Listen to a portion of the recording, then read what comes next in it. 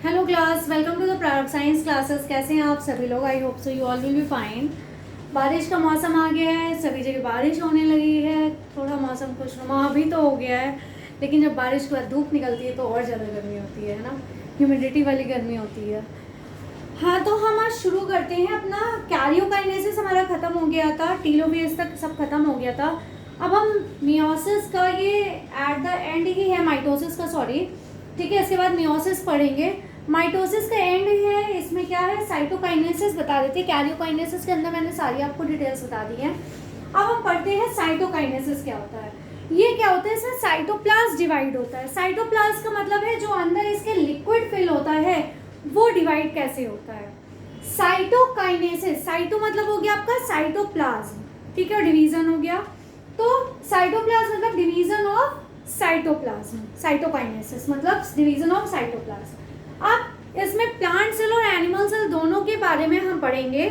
जो plant cell है उनमें कैसा डिवीजन होता है और एनिमल सेल में कैसा डिवीजन होता है। तो जो प्लांट सेल होते हैं इसमें सेल प्लेट फॉर्मेशन हो जाती है। जैसे कि आप देख रहे हैं यहाँ पे दो हमारे टू डॉटर न्यूक्लियाई दिए हैं, और यहाँ पे इसके बाद जब ये डिवीजन हो रहा है, डॉटर न्यूक्लियाई का डिवीजन होता है, तो इसमें जो लिक्विड फिल होता है उसको डिवाइड करने के लिए यहाँ पे बीच में क्या आ जाता है, एक डिवीजन आता है जिसको हम कहते हैं सेल प्लेट। क्या कहते हैं हम?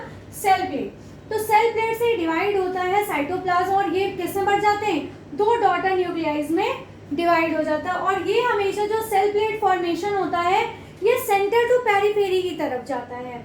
मतलब ये सेंटर से किधर की तरफ जाएगा, बाहर की तरफ जाएगा, जिसको हम पेरिफेरी कहते हैं। क्या कहते हैं हम? पेरिफेरी कहते हैं, सेंटर टू पेरिफेरी। तो ये साइटोप्लाज्म से डिवाइड होता है, सेल प्लेट बन जाती है। और ये फर्दर जब डिवाइड होता है तो ये दो में आपस में डिवाइड होके टू डॉटर सेल्स बनाती हैं। जब हमारा सेंटर टू पेरिफेरी मतलब बीच से पेरिफेरी की तरफ जाता है तो उसे क्या कहते हैं हम? सेंट्रीफ्यूगल कहते हैं। क्या कहते हैं?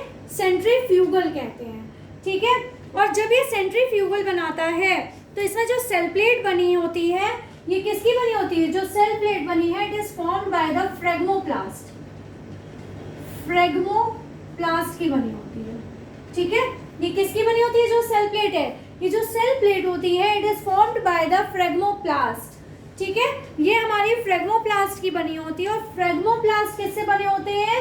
ये हमारे होते हैं पीसेस ऑफ एंडोप्लाज्मिक रेटिकुलम। किसके पीसेस से बने होते हैं? एंडोप्लाज्मिक रेटिकुलम के पीसेस से बने होते हैं।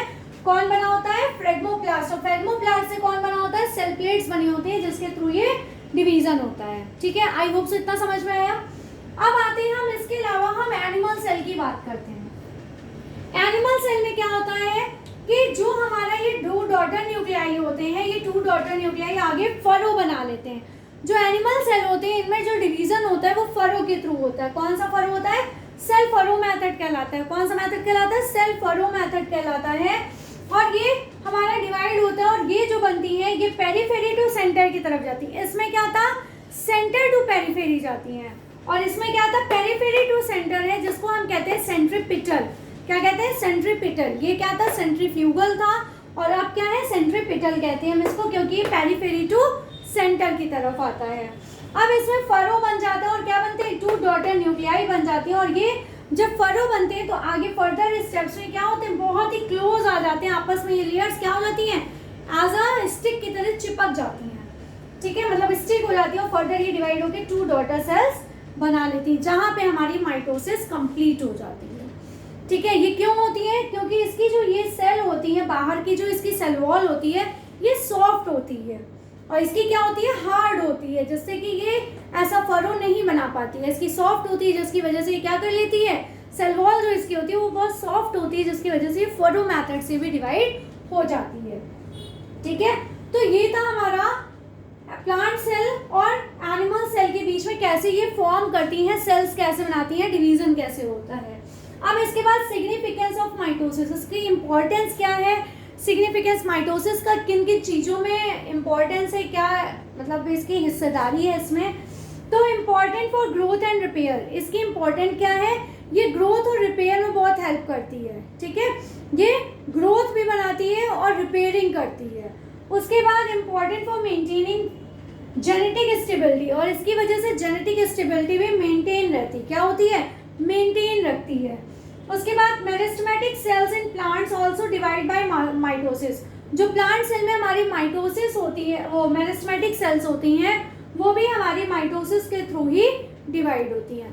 तो ये था हमारा माइटोसिस। यहाँ से माइटोसिस हमारा खत्म हो गया है और अब हम स्टार्ट करेंगे मियोसिस। अब हम आपको एक छोटा सा नेक्स्ट क्लास में मियोसिस का इंट्रोडक्शन देंगे। उसके बाद मियोसिस के अंदर की जो हमारी कैरियोकाइनेसिस है, जिसमें कि पैकेटीन, लैप्टोटीन, ये सारी जो हमारी और भी स्टेजेस हैं उनके बारे में हम कंप्लीट करेंगे। और ये मेरे ख्याल से 1 या 2 क्लास में ये चैप्टर हमारा फिनिश हो जाएगा। आई होप सो आप लोगों को पसंद आ रही होंगी ये क्लासेस। मैं बहुत कोशिश कर रही हूँ कि ये चैप्टर जल्दी से जल्दी फिनिश हो, लेकिन कुछ सर्कमस्टेंसेस ऐसे होते हैं कि मैं क्लास नहीं ले पाती हूँ कुछ दिन, तो सॉरी फॉर दैट। लेकिन जो भी लूँगी और जो भी बताऊँगी वो परफेक्ट और बहुत अच्छे तरीके से बताऊँगी जिसको आप समझ सकें।